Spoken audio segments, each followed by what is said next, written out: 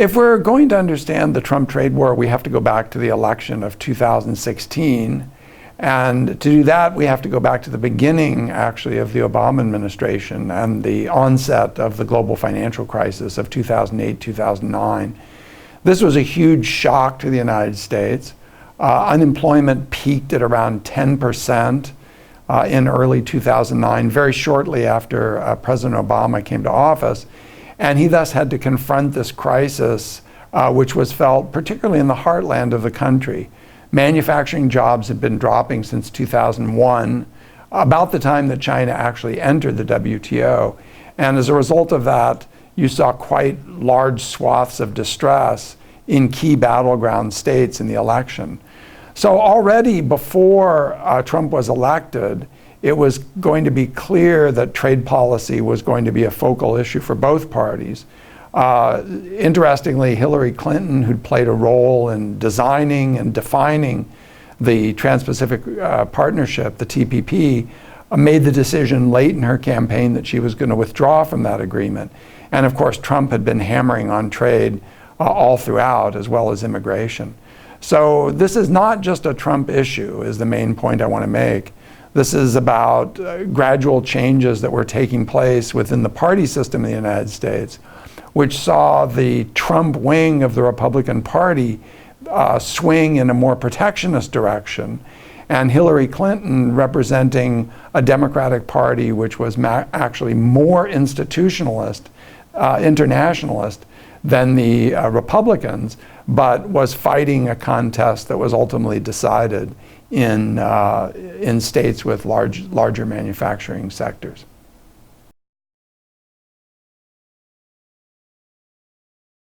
It's difficult to understand the Trump administration trade policy because it wasn't clear that there were any priorities. The president came into office shooting in all directions, you might say. He went after the NAFTA. He wanted that renegotiated. He wanted to renegotiate the U.S. Korea Free Trade Agreement. He imposed tariffs on aluminum and steel for national security reasons. And it's interesting to point out that the major steel exporters actually to the United States, actually China was relatively low on that list.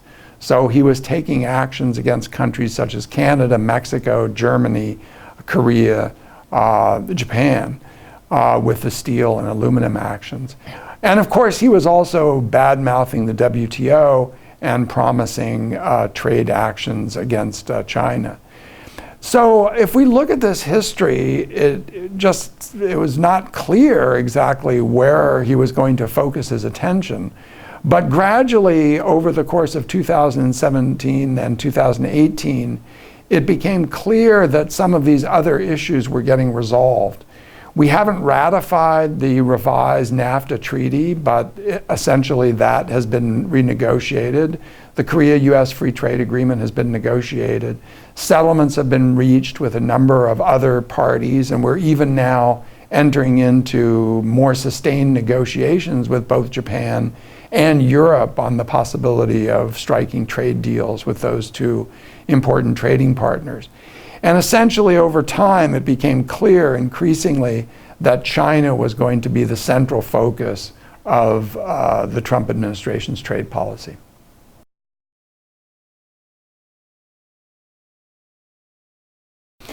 Well, as I just said, obviously these other priorities were either fulfilled or passed away. But the real issue goes back to changes in China's approach to its own economic policy that date all the way back to the middle of the Hu Jintao period. Starting around 2005, 2006, we see evidence that China is beginning to think about the development of an ambitious industrial policy. And this was a change because up until that point, the prior administrations, going back to Jiang Zemin and the negotiation of entry into the WTO, had really been focused quite centrally on the questions of reform and opening. But beginning in 2006, and again after the global financial crisis in China, you see a massive stimulus launched by the government to maintain growth rates. And a piece of that increasingly was state support, not only for public investment, but for private investment as well. And then starting around 2010, you see a process of designating particular cutting-edge technologies and new industries for government attention. And all of this comes together in an extremely ambitious industrial policy proposal called Made in China 2025, which is released in 2015. Now, Made in China 2025, there's a lot of debate about whether that really marks an integrated plan and so forth. But it's supported not only by detailed sectoral plans, but by provincial and municipal efforts, and more significantly by very large and aggressive public hedge funds. They might be seen as public investment funds or venture capital funds that are targeted at developing capacity, Chinese capacity, in a number of important sectors. Electric vehicles, environmental technologies, biotech, semiconductors, and so on.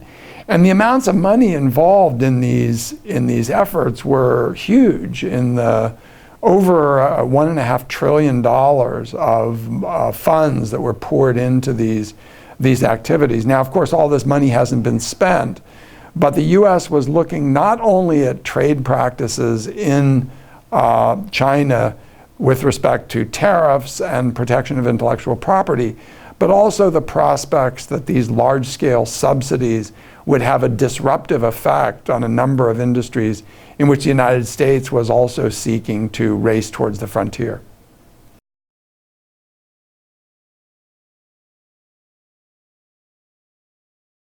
The trade war also has to be seen in the context of larger changes in U.S. foreign policy toward China.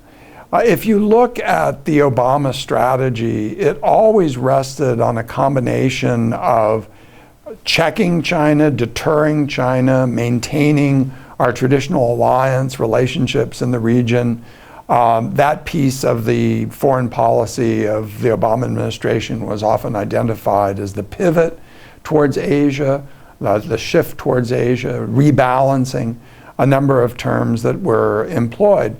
But at the same time, Obama-era officials were very clear that they saw it important to develop a relationship with China and to continue to engage China on issues of mutual interest, whether it be on climate change, trade, the environment, a variety of areas where there was the potential for cooperation.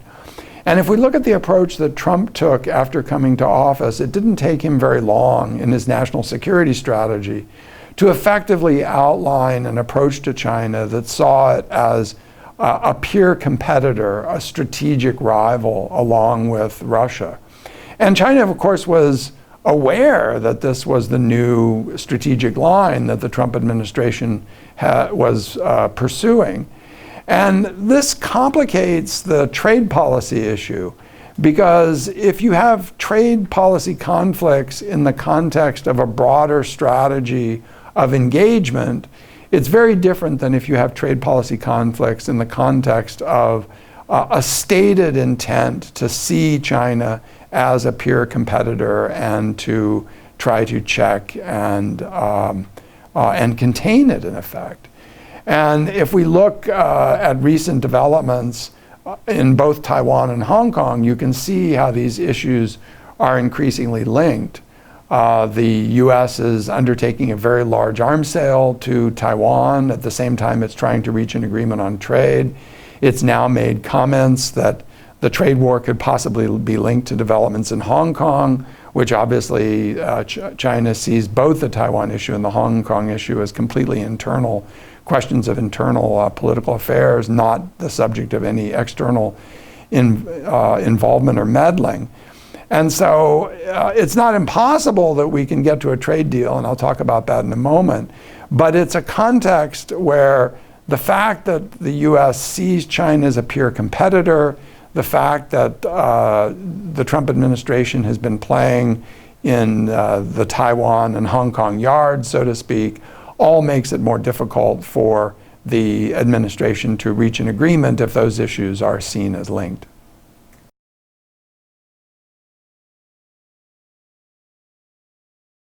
Well, this is the prospect for a deal. That's obviously the most significant question. And sadly, like an academic, I have to say, well, who knows? On the one hand, the president is under a fair amount of pressure to reach a deal with China because of the drag that the trade war is starting to present to the economy more broadly conceived. In the last several weeks, this is being recorded in late August, we've seen the markets swoon over bad trade war news, and we've seen increasing discussion of the prospects that the American economy, and in fact the world economy, could slide into either a period of slowing growth or outright recession. Germany is very near to recession. And there's the prospect that the United States could see a slowdown over the course of 2019 and 20. On the other hand, and those forces would press the president to move away from the trade policy actions he's taken and try to lift some of the tariffs that have been used for these strategic purposes. But at the same time, there's also a concern that because Trump has made China so central to his broader foreign policy, and that the promises of a grand deal are so big, there's a concern that he may not want to strike a deal in advance of the election, which is seen as weak and therefore vulnerable to criticism by the Democrats as well as more hawkish Republicans. Just to give you an example, the whole question of how to handle Huawei, this very significant Chinese manufacturer of internet and telecommunications equipment, has been one that is seen as a security issue. And the president has both sought to reduce sales of American companies to Huawei, but then has tacked back and forth on whether Huawei would or wouldn't be part of a deal. And in the course of that tacking, Democrats, including Senate Minority Leader Schumer, have come out and said that this is that it's bad policy for Trump to reverse himself on this. And in a recent tweet, he even told the president to stay strong. So I think there are very conflicting forces at this juncture, and it's increasingly possible that you could actually simply have a delay, a long delay, in the negotiations where this drags out into 2020 or even past the election because of a concern on the part of the president that a weak deal would be to his disadvantage.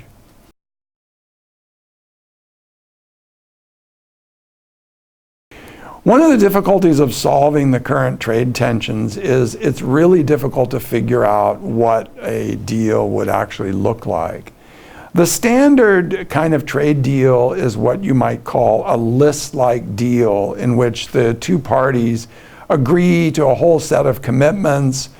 There's general good faith. There's a belief that those propositions would ultimately be enforced by the two sides. And the question of the credibility of the commitments on the two parties would not really be in fundamental play. So for example, while there's obviously possibilities for cheating, no one would think that the Korean-U.S. Free Trade Agreement or the NAFTA would be subject to large-scale evasion on the part of Korea, Canada, or Mexico.